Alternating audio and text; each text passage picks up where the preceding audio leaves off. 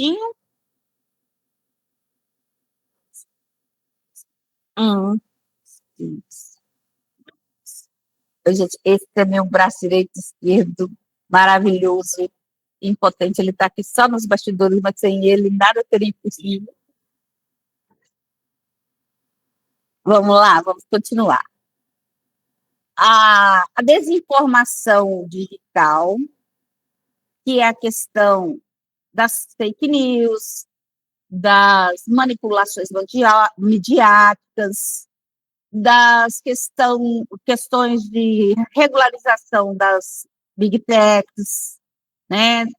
Enfim, tudo isso nesse, né, nesse balaio aí de rede social e democracia. É um tema interessante, potente, visto também a falta de... o debate está sendo aquecido nos meios legislativos e que nunca sai, né? Entre a liberdade de expressão e a autonomia do pensamento, enfim, e a questão ética. Consumo consciente visando a COP30, que é daqui 2 semanas, algo me diz que é bem próximo da sua provinha, né? O consumo consciente, a sustentabilidade urbana, a questão de direitos que são muito inerentes ao ser humano, como direito ao meio ambiente equilibrado, o direito às cidades, né? O direito que nós temos de viver a cidade, a composição da cidade, dos espaços públicos serem acessíveis a todo mundo, né? Sem poluir, sem denegrir o meio ambiente, né? A questão do consumismo, da obsolescência programada. Do lado de lá, nós temos um aspecto muito relevante, que é a saúde mental. Começou a tomar, já veio essa discussão no Enem, mas ela pode voltar com aspectos ligados a alguns transtornos, mais familiarização e mais estudos sobre a área, vamos dizer assim, né? Dos transtornos do espectro autista, dos TEA, dos TOD, não sei o quê, né? Todos eles desmistificando um pouco do que é síndrome, do que é coisa inerente ao ser, integração desse pessoal, enfim. Envelhecimento é uma pauta também interessante, mas eu estava pensando no envelhecimento até domingo passado. Eu planejei esses materiais antes, e eu estava quente pelando, achando que ia ser algo ligado ao etarismo, a capacitismo, a essa vibe aí. Aí o governo me faz uma prova de avaliação dos docentes no domingo passado, e adivinha qual foi o tema? Sim, meus senhores, idadismo. Ele veio com um tema chamado idadismo, que é um termo também técnico e que tem fundamento científico, tá? Tudo que eu falo aqui tem fundamento científico. E, então, não penso que eles irão nessa área, uma vez que a prova do PND, dos professores, foi sobre isso. Violência escolar, a questão da violência escolar, esse aqui eu coloquei mais por conta da época que a prova é elaborada, e na época que a prova foi elaborada, muito se falava sobre agressão dos alunos a professores, né? E isso entra no rol da violência educacional, né? tanto o bullying quanto essa agressividade de alguns alunos com relação aos professores, e algo novo que vem acontecendo agora é os pais agredindo os professores, né?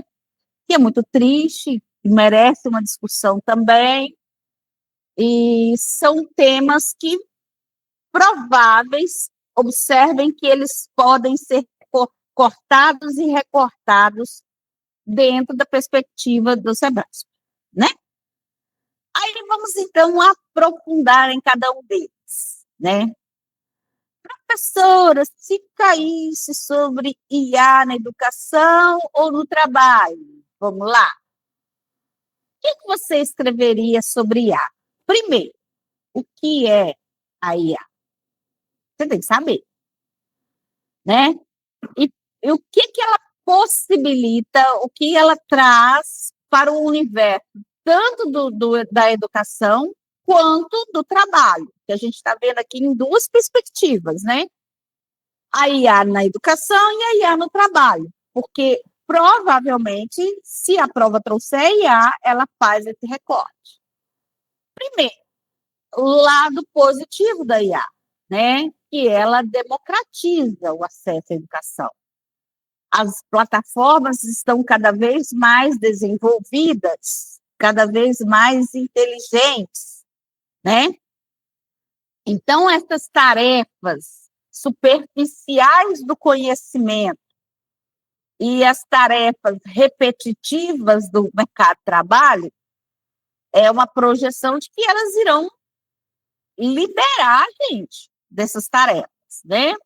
Porque aí a gente pode ficar com pensamento crítico positivo e estratégico. Então, alguns países, né, que eu pesquisei, como a Estônia, ela já integra a IA com resultados, alguns resultados positivos. Nada ainda é científico, tá, gente? Isso aí é projeção.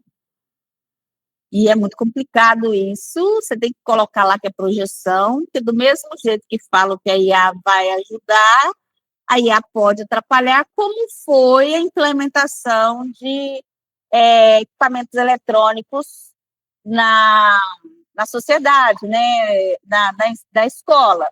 Países como Suécia e, e da Europa já aboliram por completo a questão dos eletrônicos. O Brasil está na linha com a Lei 15.100, promulgada esse ano, né, que proibiu o acesso a celulares na sala de aula, né? Então, nós temos aí que pensar no recorte da prova para poder falar bem da IA. Tá mal, né? Os desafios da IA. A IA, ao mesmo tempo que possibilita, libera o ser humano de atividades repetitivas, ela pode promover maior desempenho. E aí eu acredito mais nisso. E aí, quanto menos gente trabalhando, maior é a desigualdade social, né? E principalmente para aqueles de baixa renda, né? E de baixa qualificação. Na educação, o IA, e isso tem sido muito batido, muito o profissional da educação, especialista na área de inteligência artificial, tem defendido isso com unhas e dentes. A IA não é ruim o uso dela. O problema é que usa-se elas sem o pensamento crítico, sem analisar, sem comprometer o próprio desenvolvimento humano, né? Sem botar a cabeça para funcionar, né? E isso pode gerar falta de qualificação ou qualificação superficial, né? Que é o grande perigo. O profissional ele é formado para aquilo, mas não tem a qualificação, ele não passou por um processo de qualificação que o deixe preparado para exercer a sua prática, né? Esses são algumas projeções da IA que você vai escolher, né? Entre oportunidades e desafios. Posso falar dos dois? Pode, mas tem que ser muito bem trabalhado esse texto. Sabe por quê, minha gente? Porque, escuta, você sabe escrever super bem sobre os benefícios da IA. Não me coloca os malefícios. Sabe por quê? Porque você só tem 30 linhas. A pegada da prova é essa. Você só tem 30 linhas. E você tem que ser muito convincente naquilo que você diz. Tem que ser muito convincente, tanto os lados positivos e os lados negativos. Na hora da conclusão, você vai ficar em cima do muro, e a prova não quer ninguém em cima do muro. Então, a estratégia de argumentação e refutação não é para a prova do Enem. Na minha opinião, na minha humilde opinião, tá? É para TCC, é para monografia, é para estudos acadêmicos mais avançados, né? Que lá você pode botar um capítulo inteiro falando bem, um outro capítulo inteiro falando mal, um outro capítulo inteiro fazendo as comparações e concluindo. Aqui não, amigos. Aqui você só tem 30 linhas. E uma vastidão de coisas para abordar. Se você escolhe uma linha de pensamento, defende-a com unhas e dentes e vai até o final. A argumentação e contra-argumentação, no meu parecer, é uma roubada para uma redação com 30 linhas só. Fica a dica, tá bom? A saúde mental dos jovens. Bem, quando se fala de saúde mental, já foi abordado no Enem. Sim, já foi abordado no Enem, já tem um tempo que foi abordado no Enem, né? De uma forma muito mais superficial, e nós vivemos a pandemia nesse interstício aí. De quando foi abordado, que eu acho que foi em 2016 ou 2015, não sei, até hoje, tem tempo para danar, né? E aí o que acontece? Quando houve a pandemia, nós temos uma consequência da pandemia, uma epidemia brasileira silenciada, tá? Que é a saúde mental com relação à ansiedade, à toque, à própria depressão, né? E isso não está em discussão ampla e restrita da sociedade, não. É silenciado, né? É estigmatizado, é silenciado, e as redes sociais, que tomaram mais forças depois da pandemia, né? Que antes da pandemia eu já não usava a rede social, como uma aula igual essa era praticamente impossível de acontecer, né? Tomaram mais projeção ainda, né? As redes sociais potencializaram o problema da saúde mental em toda a faixa etária, desde a criança até o idoso. Ele está vulnerável ao que as redes sociais traz de negativo na saúde mental.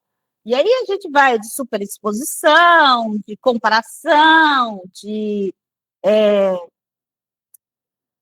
todo esse universo que a gente vive. E detalhe, minha gente, nada se fala no meio algum, nem dentro de sala de aula, nem na família, nem na igreja, nem nas ONGs, ninguém fala nada. Ninguém, né? Então, essa questão das redes sociais, essa questão da, da cobrança, né, de dar certo. Você tem que dar certo, você tem que ser rica, você tem que ser bonita, você tem que ser assim, ser assado, ser poderoso, ser inteligente, né? Isso causa mais incerteza, promove mais a cobrança e afeta diretamente, principalmente o público adolescente, né? Dados da OMS mostram que cerca de 20% dos jovens e adolescentes do Brasil são afetados por essa superexposição e essa supercobrança, né? Então, é um ponto que você deve abordar nessa questão de síndrome de burnout, de ansiedade, depressão, de toque, um monte de coisa. O estigma em excesso há ainda muito preconceito, né, das pessoas que são acometidas por essa peculiaridade, né? Isso é frescura. Isso é falta do que fazer. Uma pessoa tão boa, tão cheia de vida, não falta nada para ela, né? Esse senso comum que a gente fala, né? E de um lado, além desse senso comum, a saúde ainda não oferece tratamento adequado, não há uma rede. Tem o CAPS, mas o CAPS, meu Deus do céu, não funciona. Ele tem o CAPS em algum lugar no mundo, né? Mas ele não funciona. O tratamento adequado, ele não é só psicotrópico, ele não é só medicamentoso, ele requer terapia, ele requer análise, ele requer cuidados com o bem-estar, requer exercício físico, tanta coisa que não é ofertada ao cidadão médio comum, né? Tem um psicólogo para 5.000 habitantes.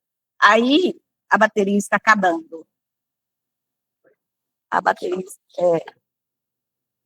tem um psicólogo para 5.000 habitantes. E aí vale uma informação, assim, grosso modo dizendo. Grosso modo, tá, gente? Não é grosso modo.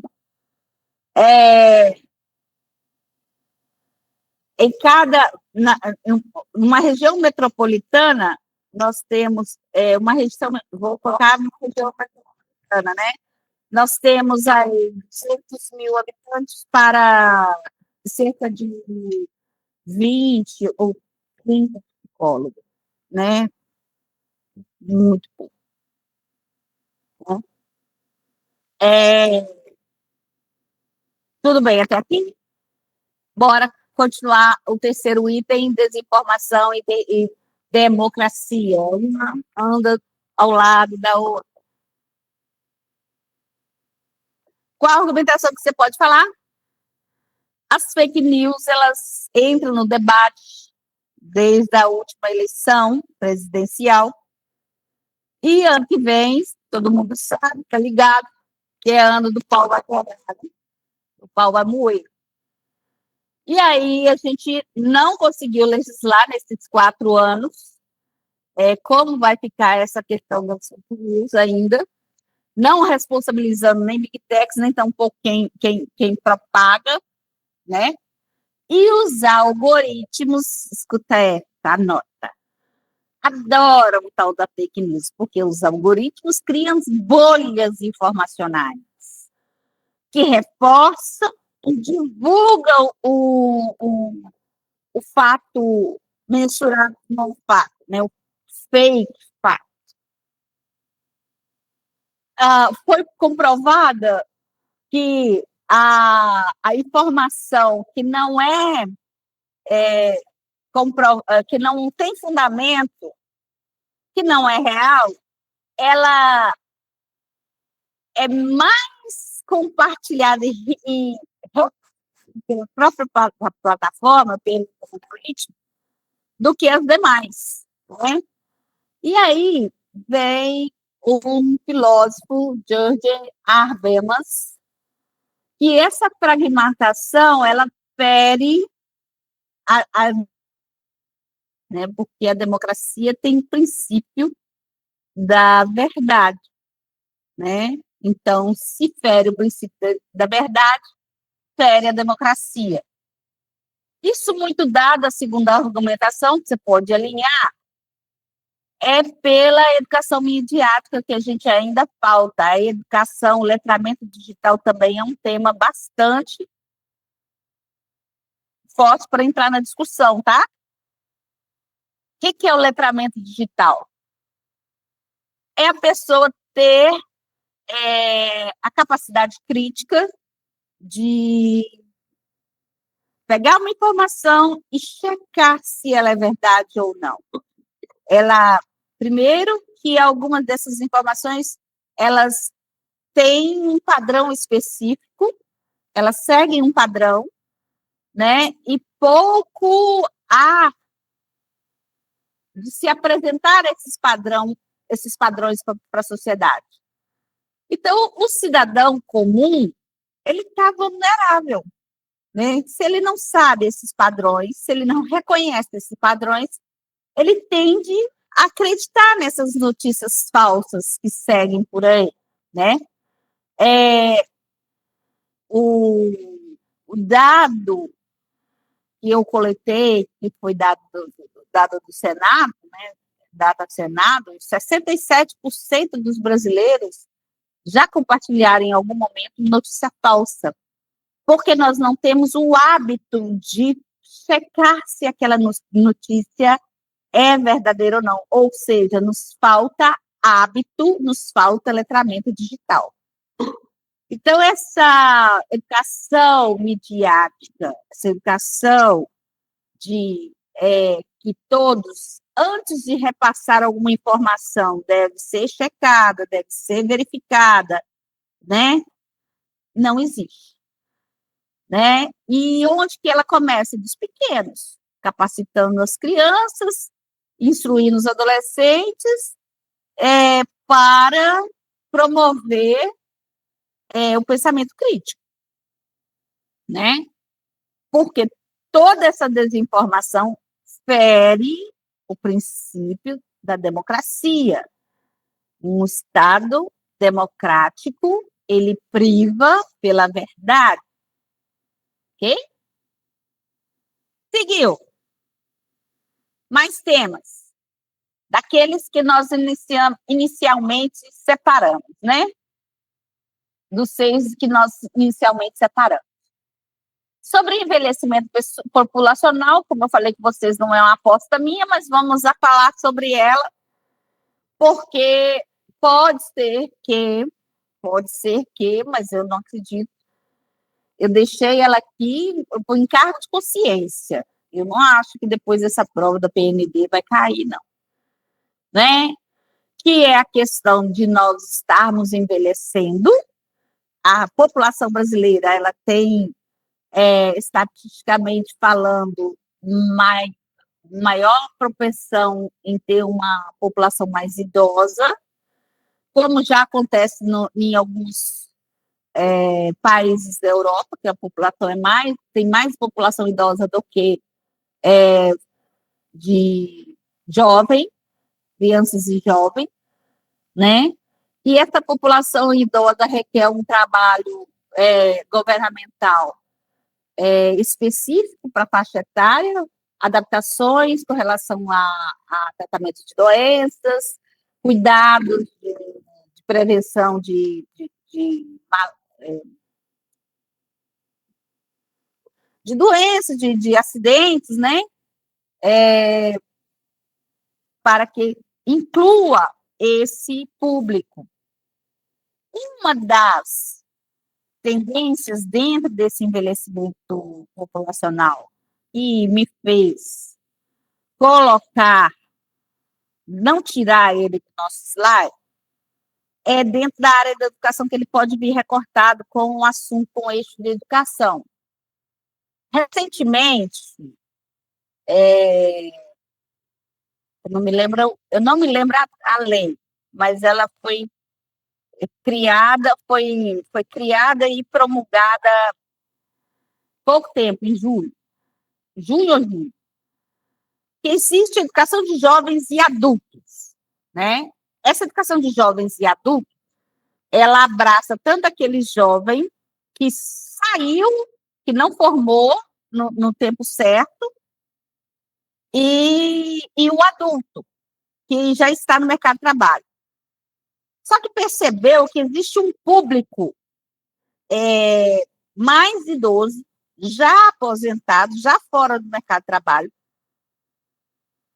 que necessita de letramento, necessita de educação, que é idoso, né? E aí, a EJA, que a gente chama de EJA, deixou de se chamar EJA. Isso é muito novo, isso é muito recente, né? Que é EJAI, é uma inclusão do I, né? Educação de jovens e adultos e idosos, dada a peculiaridade do público, né? Então, isso é um ponto específico que vocês têm que ficar atenados e saber, para poder procurar saber alguma coisa, né? Porque uma coisa é você receber um público jovem, misturado com um público de adulto, e botar no meio desse público um idoso. E o idoso tem direito à educação, assim como todos nós temos direito à educação. Direito à educação é um direito inerente ao ser humano, ele não é disponível. Então, é um direito individual e todo mundo tem. Então, vale a pena pesquisar sobre isso aí quando se fala de etarismo, idadismo e ageísmo, que é um termo que eu achei interessante, de age, de idade, né? Capacitismo etário, né? Preconceito contra idoso de qualquer forma, marginalização dessa população, não aceitação dessa população no mercado de trabalho, né? Na sociedade em torno de uma vez, em toda situação social, os idosos eles são invisibilizados, né? Aqui você pode tratar como o idoso era visto na Grécia Antiga, né? Daí a terminologia de senado, de sênior, senhor, né? A valorização da idade, de quem é mais velho, isso se perdeu ao longo da sociedade contemporânea, né? Os problemas ligados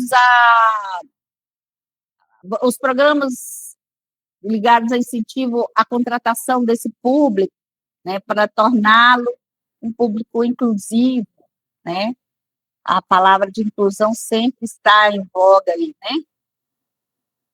Então, vale a dica para a gente observar sobre isso. Sustentabilidade e consumo é a cultura do consumismo, né? O modelo econômico que a gente vive, existe uma pesquisa da ONU que nós já tivemos de 7 níveis, nós já tivemos, de 9 níveis, nós já tivemos 7. Vale a pena pesquisar sobre isso aí. Os dados do IBGE diz que nós, brasileiros, produzimos 1 quilo de lixo por dia, né? E desse 1 quilo, apenas 4% é reciclado. A questão empresarial, que as empresas produzem equipamentos eletrônicos em série, famoso iPhone, Samsung, e programa essa obsolescência programada, que incentiva esse descarte. Entra aqui também a questão da moda, né? A moda pode ser um assunto, né, a ser discutido, dado ao público jovem, que faz a prova, né? Então, a questão da reutilização da moda, porque a moda, de 6 em 6 meses, lança uma coleção nova, a cultura do descarte, descarta tudo e refaz, né? E aí, com relação à moda, a alternativa viável é a economia circular. Os famosos brechós estão com tudo e não tão prosa, né? Que propicia aí uma nova roupagem, uma nova releitura e uma reutilização de peças que eram consideradas antiquadas, imprimindo a individualidade, a criatividade, a, a, o estilo próprio, que é muito característico da moda, né? O incentivo à compostagem,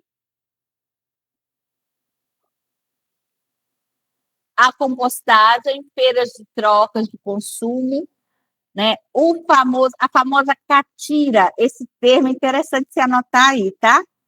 Porque é um termo popular, né? O que é a catira?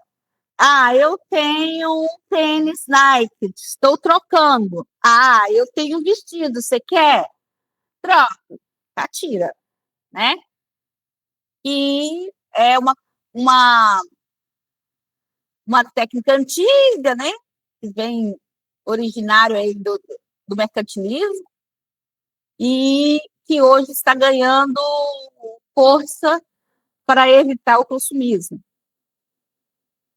Vai ao encontro também das questões econômicas, que é mais barato, enfim, esses benefícios nós temos que observar, né? A, a Organização de Desenvolvimento Sustentável, a ODS, de 2012, da ONU, estabelece metas para esse consumo, né? Então, é um documento que você pode também lançar mão dele. Até 2030, nós temos metas para reduzir o consumo exagerado, porque consumo exagerado significa mais produção significa mais uso dos meios sustentáveis, e isso está gerando escassez. Violência nas escolas, como tema, né?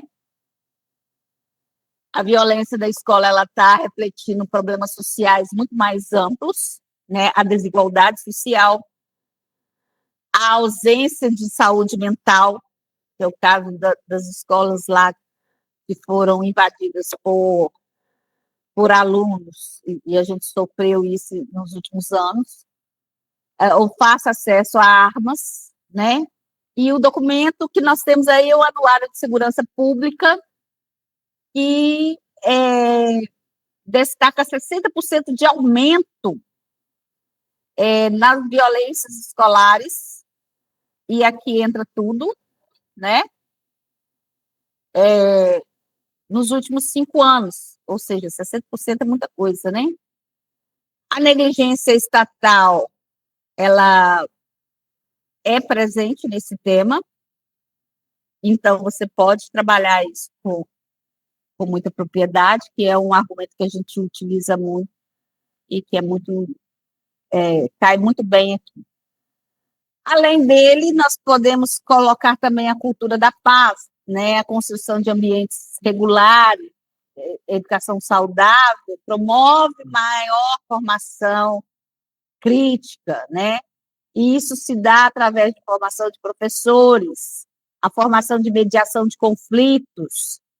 É interessante isso, vale uma informação extra aqui, que até mesmo o direito, no seu âmbito jurídico, ele tenta colocar o direito mediador como alternativa para os processos jurídicos, né? Tanto é que existe um advogado mediador mesmo, a mediação dos tribunais, né? Que é algo que pode ser defendido.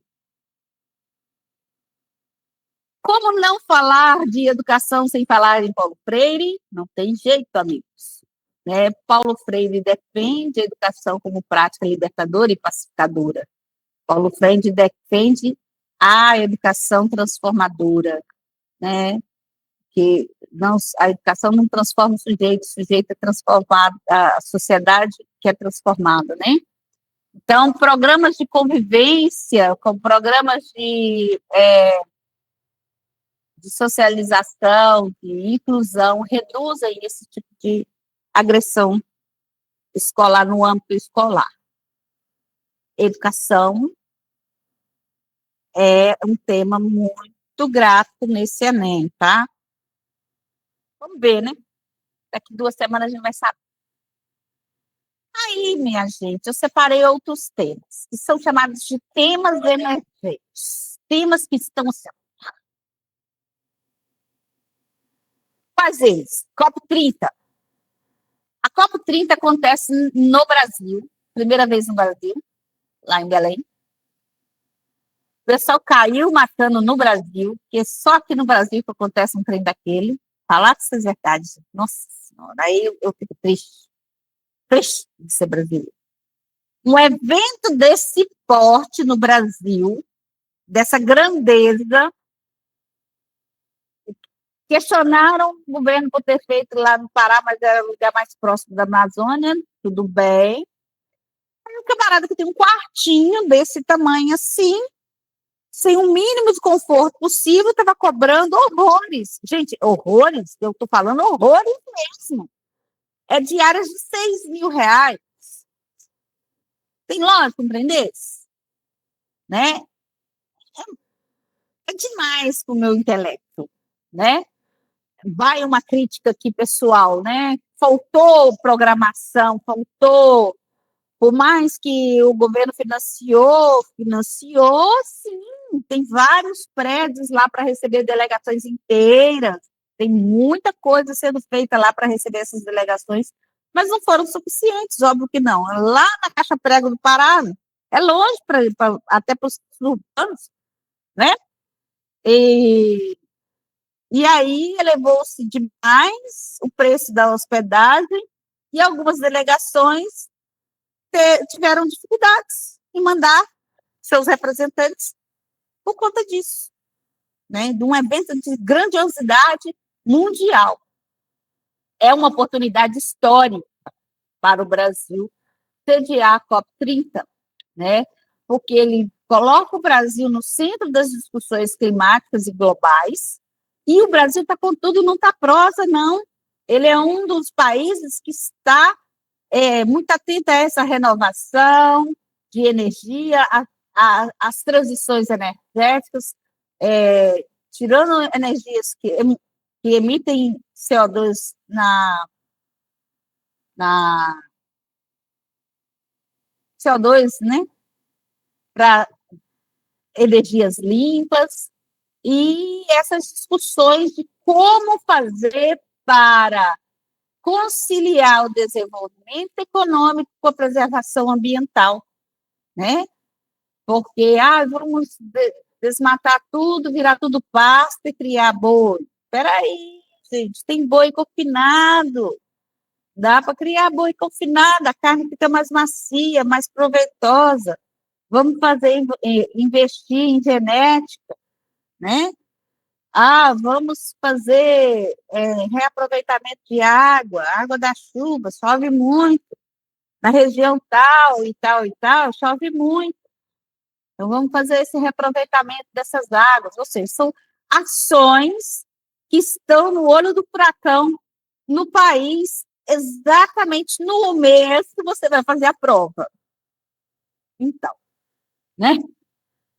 A Amazônia sempre foi considerada o pulmão do mundo. Nós temos um dado recentíssimo, saiu esta semana, que nós tivemos o menor índice de devastação da Amazônia essa semana, nos últimos 5 anos, este ano. Ou seja, a discussão da COP30 está valendo para alguma coisa, né?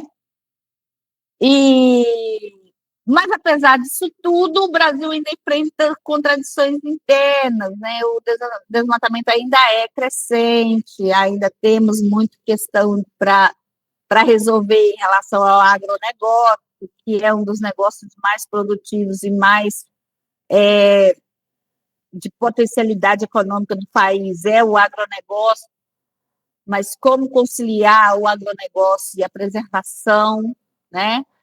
A, a falta de políticas públicas que realmente efetiva essa, o investimento em assistência. Deixa eu abrir aqui, peraí.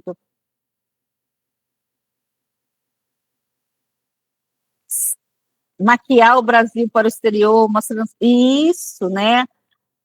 As desigualdades nunca foram a prioridade. Sim, exatamente. Olha, na Lívia, você está arrasante. Adoro. Seu argumento está perfeito, sua escrita está perfeita, isso mesmo. Você entendeu? É sobre, né? E aí a gente tem, né? Aumenta o cenário de exclusão educacional, né? Aumenta as desigualdades sociais, enfim. Vamos, crise na educação pública brasileira, e aí entra as desigualdades educacionais do Brasil, né? Nós já falamos, volto a falar em outro aspecto, dando a questão da evasão escolar, que o nosso ministro falou lá, olha, evasão escolar pode cair no Enem, será que foi spoiler? Né? Dado ao ensino remoto, que não propiciou a educação igualitária para todos, o deficiente, nós estamos sofrendo influências desse período ainda, né? Eu acredito que ainda perdurará por mais uns 5 anos, né? A geração da pandemia ficou muito prejudicada, né? Principalmente porque falta infraestrutura tecnológica, falta formação docente, falta investimento na área, e a educação fica cada vez mais excludente, cada vez mais deficitária, cada vez mais desigual, né? A crise da educação pública brasileira é um assunto que está em voga, é um assunto que está sendo debatido e pode ser tema da nossa redação, sim, senhores, né? Principalmente pelos últimos programas assistenciais que o governo tem lançado aí, como Pé de Meia, incentivo à docência, um monte de políticas aí voltadas para essa área da educação. Os impactos geracionais causados pelas defasagens comprometem o futuro do país, porque uma educação, a qualidade de vida do país é medida pelo grau de educação, e há um estudo que eu não posso fazer uma mensuração dele aqui, porque eu não tenho dado certo, mas quanto mais educados, mais formados são os cidadãos de um país, mais ele é considerado desenvolvido, né? E Paulo Freire diz que a educação não transforma o mundo, mas muda as pessoas que vão transformar o mundo. Essa é a citação que eu fiz no início da nossa aula. Sem investimento na educação, nada vai resolver. O investimento que eu digo, ela é estrutural, ela é de formação acadêmica, ela é de cultura, né? A cultura educacional nossa está muito deficitária, e o Brasil perde competitividade global quando o assunto é tratado na margem da sociedade, né? Educação pode vir, se ela vir, ela vai vir recortada, sejam atentos a isso. Educação pública brasileira, ela pode vir recortada em diversas áreas. Já falei da educação campestre aqui, que é uma coisa que pode vir também, da educação de alunos do espectro do autista, também pode vir recortada sim, né? Como veio um ano passado sobre educação do surdo, né? Como está mais em evidência a questão dos transtornos, né, do espectro de autista, ela pode vir recortada nessa nessa pegada, e aí você vai escrever que o direito à educação é um direito amplo e restrito de todos, né? É algo instituído pela Carta Magna, como um direito individual, e dizer que o Brasil é negligente nessa área. Olha que maravilha, né? O governo do Estado e o governo federal negligencia essa área, pois não trata de investimentos, não investe no lugar certo, não propicia a igualdade social, não propicia a equidade. Enfim, uma área é um tema fácil, se você pensar. Vamos lá, é um tema fácil, você sabe por quê? Porque é a sua vivência, né? É aquilo que você observa do dia a dia. Tem que ficar ligadinho na sua vida ali, ver o que você vê na rua, num colega, no, no um amigo que você conhece de outra escola. É um tema fácil, relativamente fácil da gente dizer, da gente escrever. Precisa de segurança. Vai com calma, se isso cair, você vai saber lidar. O sistema de saúde pós-pandemia, né, que é o SUS em colapso, né, a pandemia de 2020, 2021, expôs muita fragilidade do nosso sistema de saúde, né? Filas intermináveis, falta de medicamento, escassez de profissionais. Tudo isso, gente, se vir, vem recortado. Como assim? Quando eu falo que vem recortado, significa dizer que não vai vir assim, sistema de saúde pós-pandemia. Não. Vai vir recortado. Problemas de atendimento médico nas periferias, entendeu? Acesso ao médico, formas menos médico do que a quantidade que a população precisa, né? Faltam médicos em todo o país, né? Principalmente nos centros, nas cidades do interior. Não é uma realidade muito grande, não é privilégio só das grandes cidades, né? Tem cidades aí que o médico vai uma vez por semana, ou seja, você tem direito de passar mal só na segunda-feira, o médico está lá, o resto é que lute, né? Então, essa questão vai vir, eu coloquei os temas aqui, e você tem que trabalhar ela dentro da perspectiva do texto motivacional, é ele que faz o recorte, né? E vai vir recortado, a gente fala do eixo e projeta, né? O modelo brasileiro, lá no artigo da Constituição que fala da saúde, ela fala que a saúde é um bem de todos, é direito de todos, obrigação do Estado, direito de todos, obrigação do Estado. E essa saúde, ela deve ser preventiva e tratativa. Ou seja, antes da doença se instaurar, ela deve, o governo tem que propiciar políticas públicas para o antes, né? Se vir a acontecer, oferecer o tratamento, né? Então, as políticas de preventiva, vacinação, e é um assunto também em voga, porque nós estamos passando por uma campanha de vacinação nacional, né? Demandando vacinômetros, nos rincões mesmo, com vacina para poder, porque nós estamos em ameaça de voltar algumas doenças já erradicadas, até mesmo a poliomielite que foi erradicada, nós estamos em risco.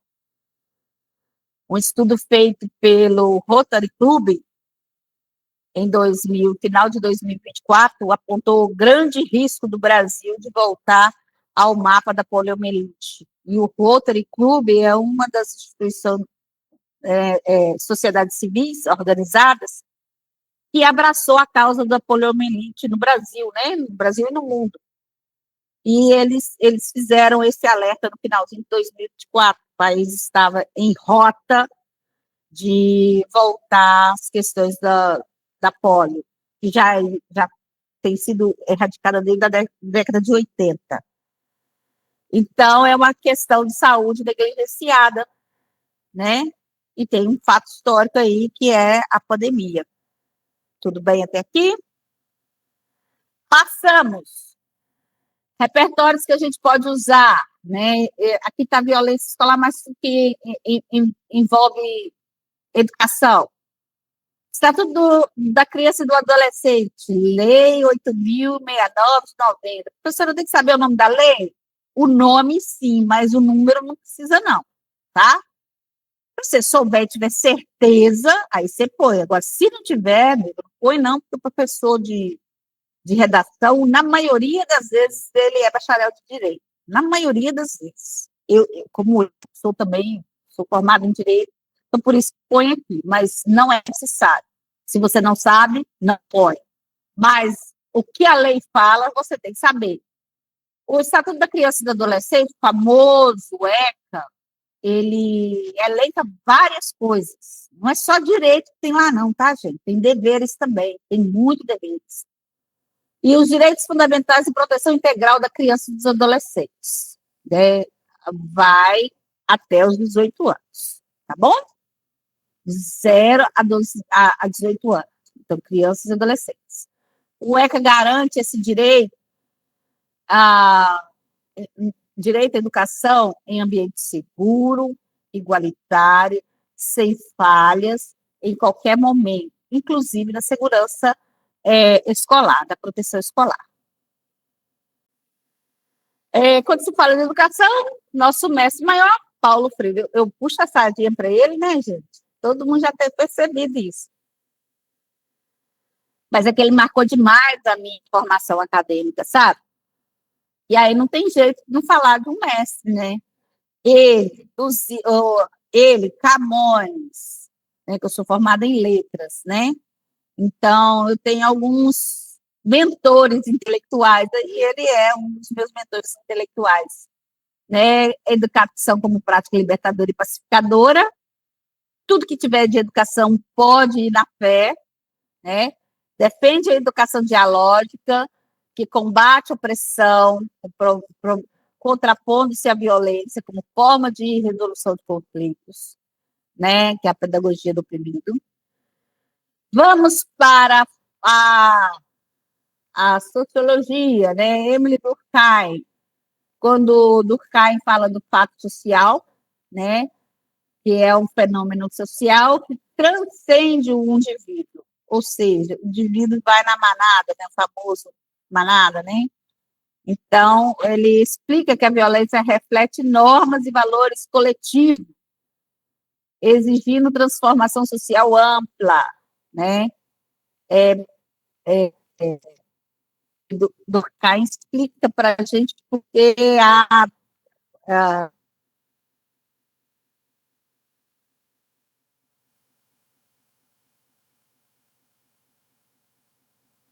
nosso queridinho Bauman, né?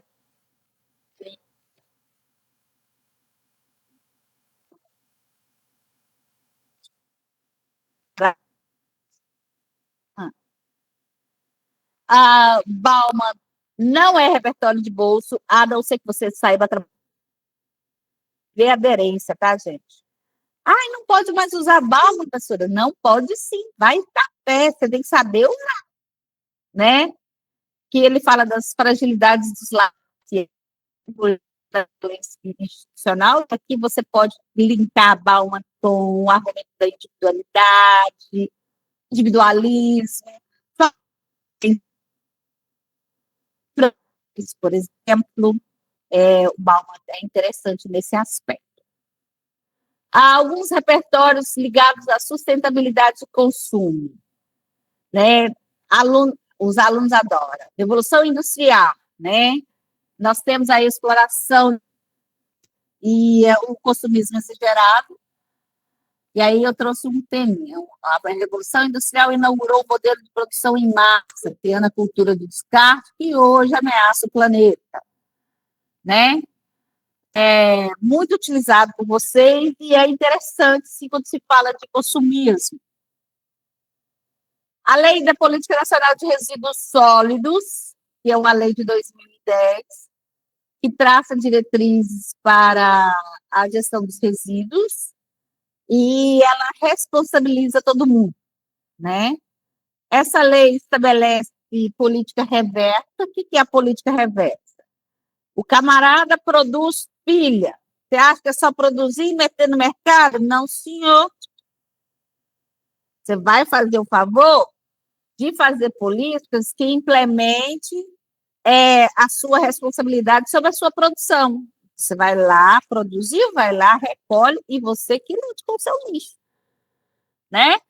Então, logística reversa, e recebe muita resistência, lógico, das empresas, né? Pensa, se a empresa vai querer nada, quer produzir para lá. Você acha que o dono do iPhone quer saber o que faz com o aparelho velho? Tá doido? Deixa ele lançar os 18, 19, 20, você que lute, não é não? E isso, aqui no Brasil, tem essa política nacional de resíduos sólidos que obriga a, a produção ela ser reversa, né? Equipamentos eletrônicos, por exemplo, alguns componentes, alguns material de carro, por exemplo, tem que ser pneu, né? As empresas de pneus, elas devem ter lá na hora de trocar o pneu, ele tem que ficar com seu descarte, né? E ele tem que dar conta daquele descarte. Ou reutilizar. As empresas de fabricação de pneu, elas acharam um nicho de mercado, né? Que aí faz os remoldes e está todo mundo feliz, né? Você quer um bom, você vai lá e compra ele 0 bala. Você quer pagar mais barato, compra um remote. Deu certo nessa área. Diminuiu o fluxo de pneu no meio ambiente. Reutilização deles para construção civil, né? Algumas pesquisas também indicam utilização dos pneus para vigas, que é interessante pesquisar. Gente, eu amei esse cara, tal de Hans Jonas. Pesquisei sobre ele. Ele fala do princípio da responsabilidade. Ele é um judeu, nascido na época do nazismo. E ele sofreu todos aqueles horrores e ele teve que ser fugido da Alemanha nazista, né? E se especializou em meio ambiente. Olha que interessante. Ele fala o quê? A responsabilidade ética com relação ao futuro das gerações, né? Ele propõe que eu sou responsável pelaquilo que eu consumo. Se eu consumo um celular, eu tenho que ter responsabilidade dele, para não denegrir o meio ambiente, né? Então, ele considera os impactos a longo prazo, questionando esse modelo econômico que a gente vive, de consumo exagerado, né? Interessante a posição dele, que o princípio da responsabilidade, ele responsabiliza todo mundo, né? É responsabilidade geral de todo mundo. Porque é muito comum a gente ouvir falar assim, não, é responsabilidade do governo. Não, é responsabilidade de você que consome. Se você consome demais, para que você vai comprar 10 sapatos se você não é centopeia? Adoro sapato. Né? Mas é um pensamento interessante, chama-se Hans Jonas. O Princípio da Responsabilidade é um livro que ele lançou e foi considerado um best-seller em 2020. A data não importa. A Organização de Desenvolvimento Sustentável 12 da ONU vai falar do consumo responsável, que tratou de metas globais da produção e consumo sustentável. Deve vir essa discussão nova na COP30, né? Que trouxe metas para reduzir o desperdício e promover a economia circular. O que é economia circular? Isso é um termo novo também. Economia circular, eu gosto de pegar exemplo do brechó, né? É o mais prático para a gente entender. Economia circular, na linguagem popular, é brechó catira, né? Eu tenho celular iPhone 10, eu quero trocar para um iPhone 15. Você tem iPhone 15, vão trocar? Vamos. Fechou o negócio? Fechou. Entendeu? E aí eu deixo de produzir lixo. Ah, Balma novamente, Balma da Impu, trabalha nessa sociedade consumista que a gente tem, né? Critica o consumismo como forma de construção igualitária. Bauman, ele analisa o consumo como foco central da discussão, que amplia a desigualdade, né? E que a sociedade está se tornando cada vez mais líquida e gera ansiedade e insatisfação, né? Bauman dá em tudo, né, gente? Ah, novos repertórios, Constituição, minha mãe, minha Bíblia. Não leve a mal, tá, gente? Aqui, artigo 230 da Constituição fala que é dever da família, sociedade e Estado, ou seja, todo mundo assegurar os direitos dos idosos.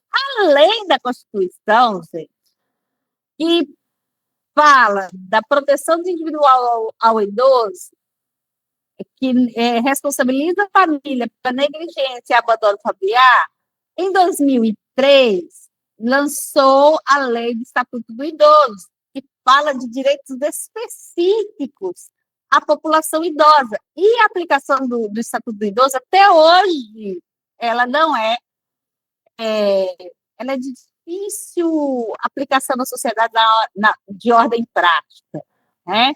Falta fiscalização, falta educação, falta. É muito estigmatizado o idoso, né? Simone de Beauvoir escreveu sobre a velhice.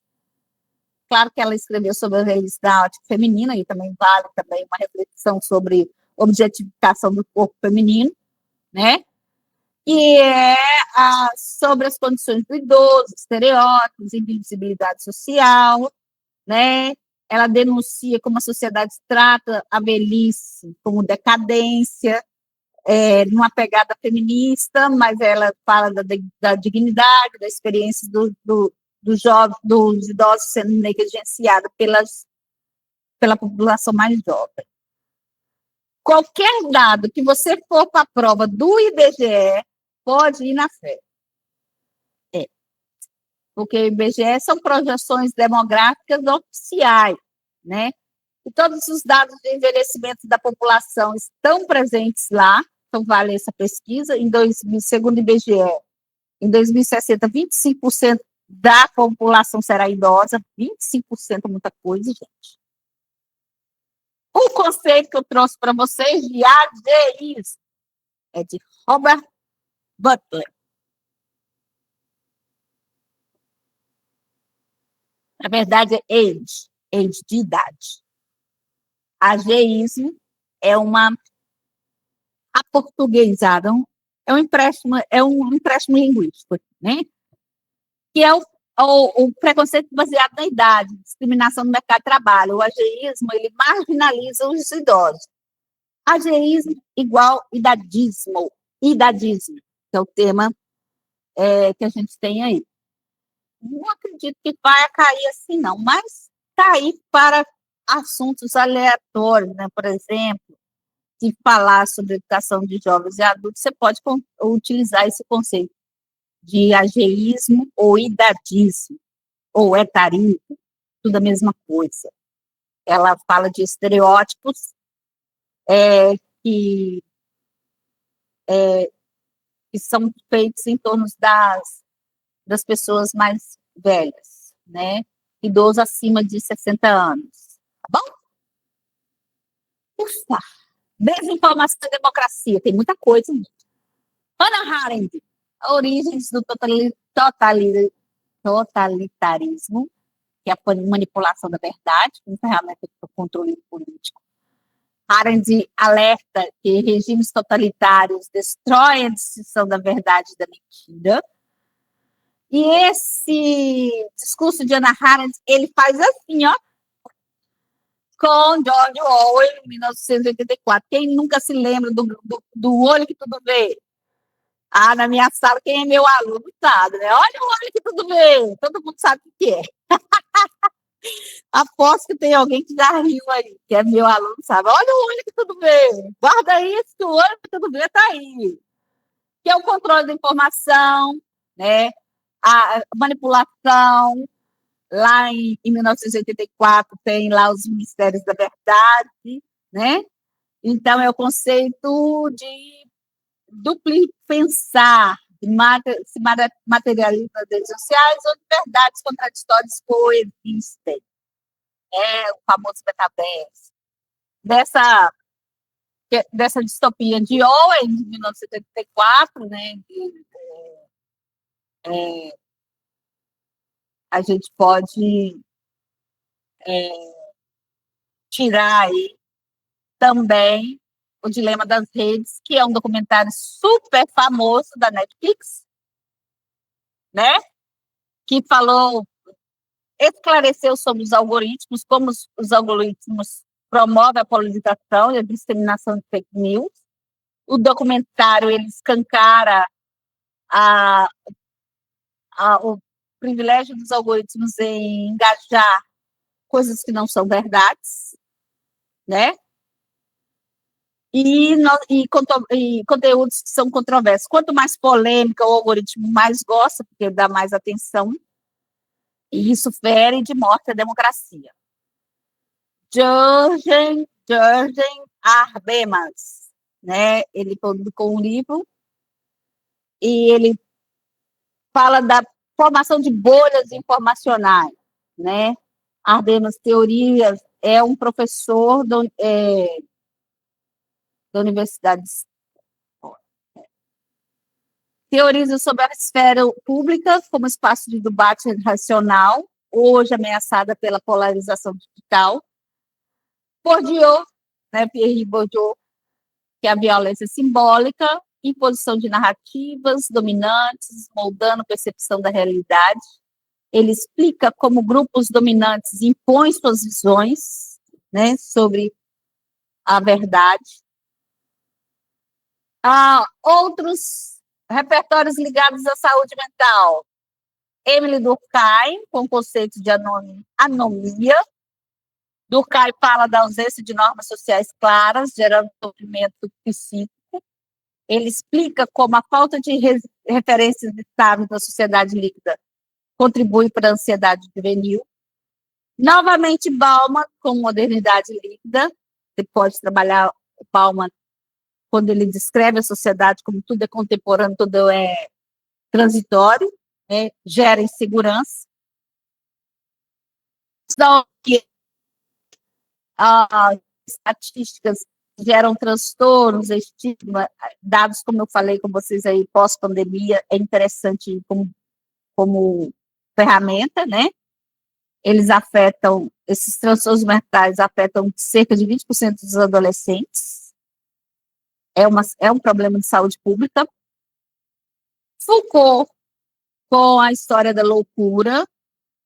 Foucault fala da construção da sociedade, da doença mental e os processos de exclusão. Foucault fala dos conceitos da normalidade, né? O que é normal, o que não é normal, que acaba gerando a marginalização, né? A consideração do que é normal, o que é anormal, de quem não se adequa à normalidade. Então, isso gera exclusão. Outros repertórios ligados à inteligência artificial e tecnologia, e vem o caso das tecnologias, né? Yuval Noah Harari, o Homo Deus, é uma discussão sobre os algoritmos que controlam as decisões humanas. Esse aqui foi objeto de estudo da série Dilema das Redes, né? Alerta que os algoritmos podem conhecer melhor sobre nós do que nós mesmos, né? e ele questiona a autonomia individual. Será que você realmente quer comprar isso? Será que você realmente gosta disso? Sai das redes um pouco para ver se você gosta mesmo. A série Black Mirror, que a gente adora, né?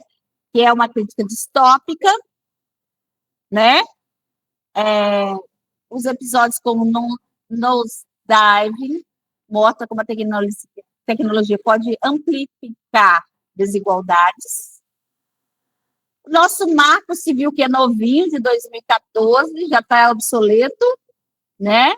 Novinho de 2014 já caiu do que fala do princípio da neutralidade, e aí vem uma questão que ele já está obsoleto, questões das Big Techs, né? Da responsabilização das Big Techs com relação à divulgação das de informações falsas.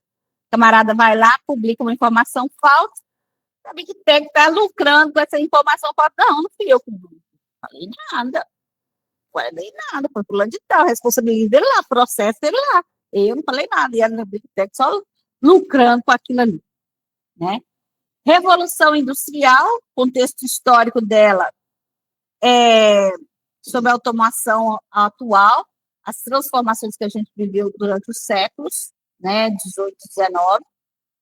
A Revolução Industrial todo mundo gosta, porque a gente entende que o trabalho antes era artesanal e depois passou a ser industrial, só que nós já vivenciamos uma nova revolução industrial e nada se fala sobre isso. Estudos acadêmicos apontam que nós já vivenciamos uma nova revolução industrial e ainda não avisaram para a gente, vamos dizer assim. A gente está vivendo ela, mas não está. Joshana Zuboff é uma mulher, professora e filósofa norte-americana, que escreveu o livro Capitalismo da Vigilância. O que fala nesse livro? Olha que interessante. Esse livro já não é muito novo, mas ela fala que os dados pessoais da gente é dinheiro. Money.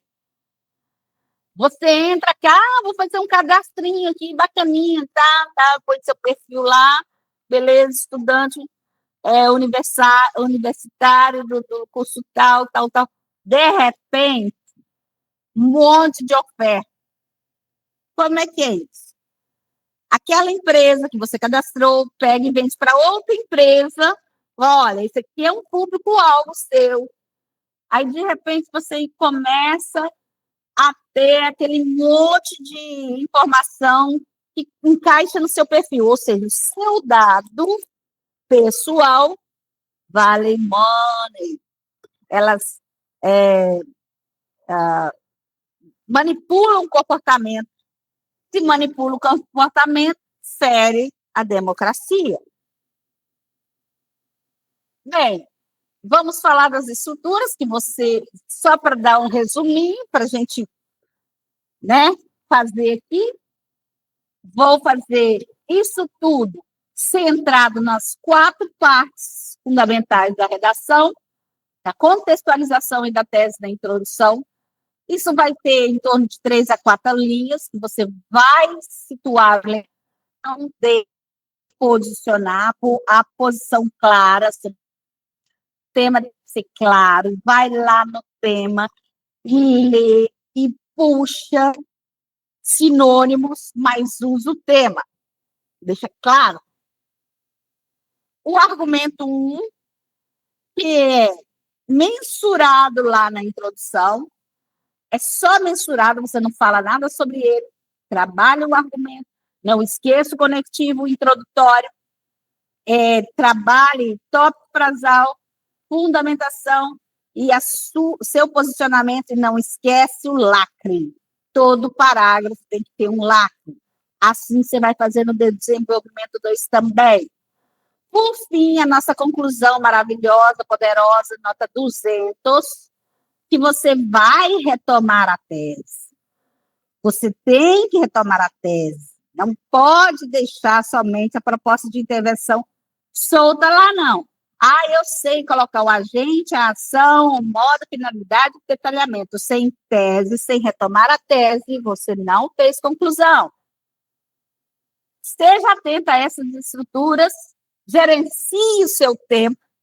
Geralmente é 5 minutos para ler, 30 a 35 minutos para escrever o rascunho, 15 minutos para passar o texto a limpo e 5 minutos para revisar. Esses 5 minutos para revisar aqui é para você revisar acento, posição de vírgula, tudo isso, tá?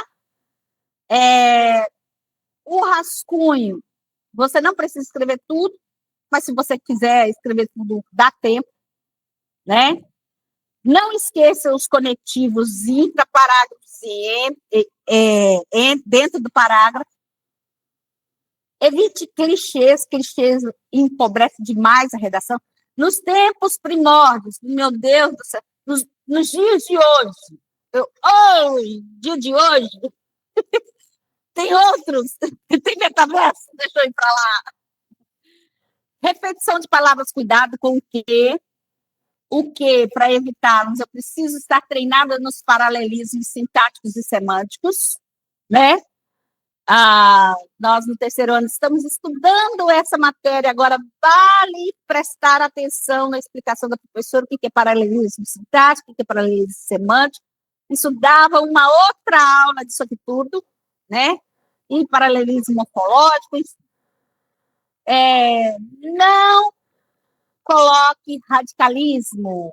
Pelo amor de Jesus, estamos vivendo uma época difícil de lidar com radicalismo. As suas convicções você deixa para você. Para você, para você, para você. Nós estamos falando de uma prova oficial e difícil, e com corretor atento a isso.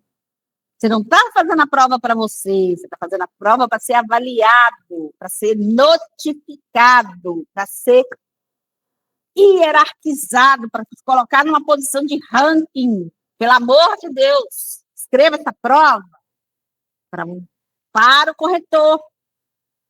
Está entendido? Para o corretor, não é para o seu bel prazer. Cuidado com a nossa linguagem coloquial, porque a nossa linguagem coloquial ela é vício. Ela se torna um vício. Vou dar um exemplo. Gerundismo a gente usa demais.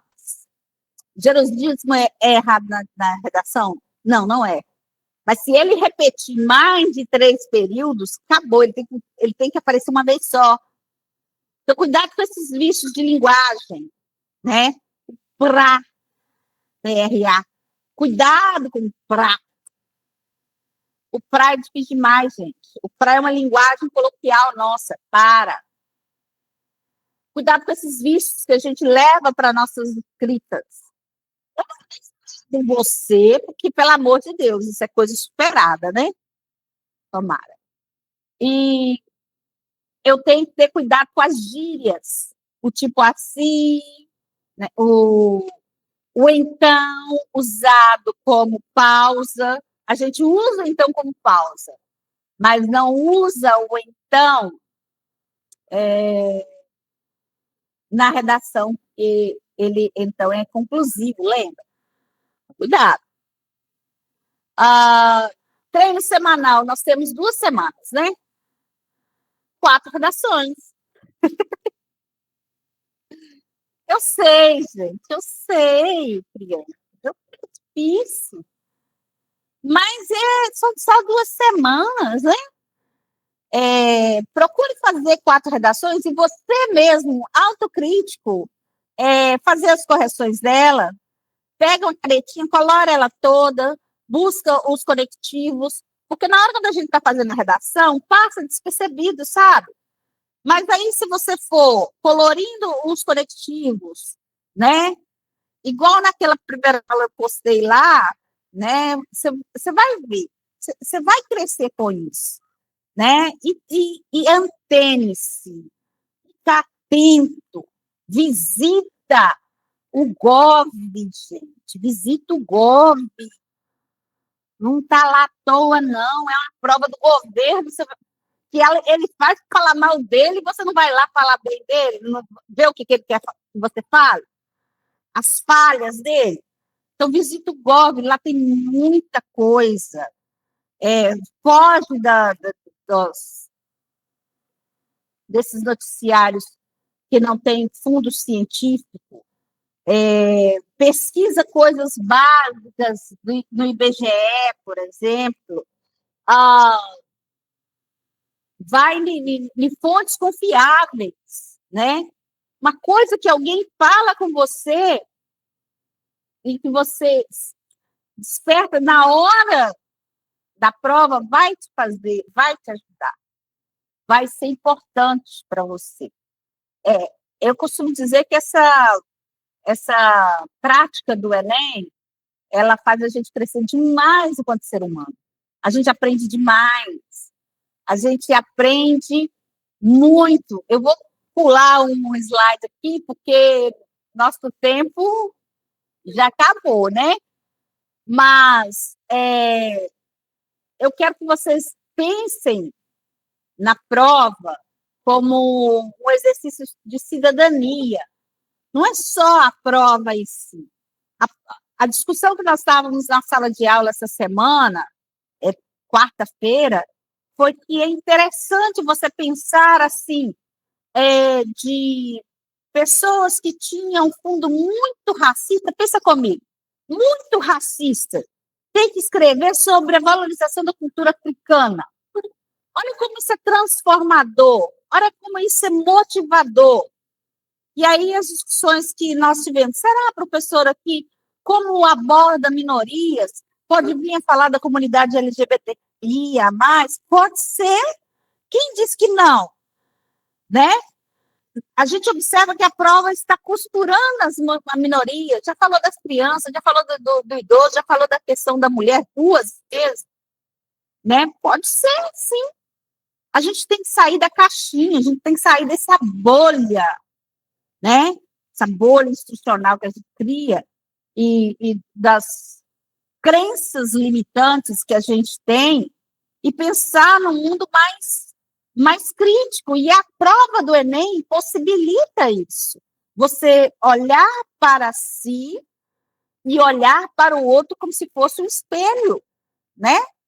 Você ver o outro não como o outro, mas sim um reflexo seu. E isso é importante para a gente. Não vai para a prova pensando que é o fim, que eu vou morrer se eu não conseguir nota. Não, é um teste de cidadania. É um teste que você vai poder colocar aquilo que você aprendeu ao longo de anos de vivência, mas de forma humanizada, de forma igualitária, democrática. E não é demagogia minha, né? É o objetivo da redação. Senão não precisava ter ela, não seria esse tipo de abordagem tão costurada e tão difícil, né? Porque a vida adulta quer da gente, como diz, né, o poeta, a vida quer da gente é coragem. Eu fico com essa fala, que eu já falei demais hoje, e eu estou adorando falar isso com vocês, de olhar para vocês e dizer isso. A vida quer da gente a coragem, tá? Vai na fé, vai com Deus, vai com quem você acredita, vai, tá? Beijo no coração de vocês. Eu vou produzir eu sempre faço um videozinho na semaninha do Enem, e eu queria deixar para vocês lá um beijo para vocês também, tá? E muito obrigada pela oportunidade. E quem não interagiu comigo, beijo para vocês. Vocês são divinos, maravilhosos. Acreditem no potencial de vocês. Eu estou sendo repetitiva, não estou? Mas é porque eu estou empolgada, que eu tenho certeza que esse projeto foi maravilhoso, que esse projeto possibilitou a vocês reconhecer que vocês sabem bem, vocês vão dar certo. Já deu, o universo já escreveu, tá bom?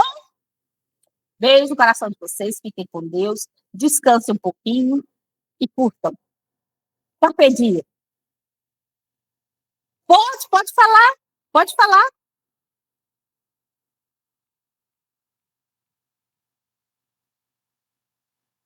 Manda ver. Pode dizer para mim, Maria Fernanda.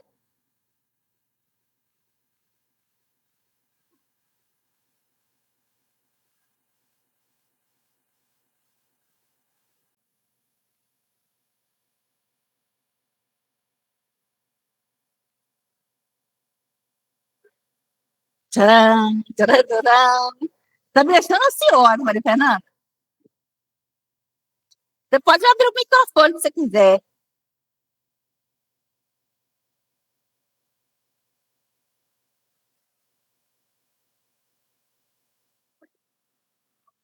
Ah, sim, minha filha, nós estamos chique.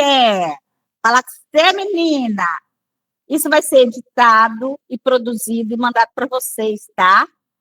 Tudo bonitinho. A última aula foi maravilhosa. Eu estou muito feliz. Mas vou liberar sim, tá? Vou liberar a tempo e a hora o material. E se tiver alguma dúvida, querer falar comigo pessoalmente também pode. E vai ser disponibilizado o material, sim. Tá bom, meu bem? Já gostei de ser. Roloquinta.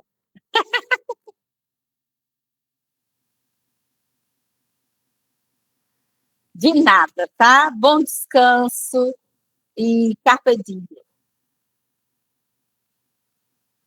tá? E aí? Ligar aqui.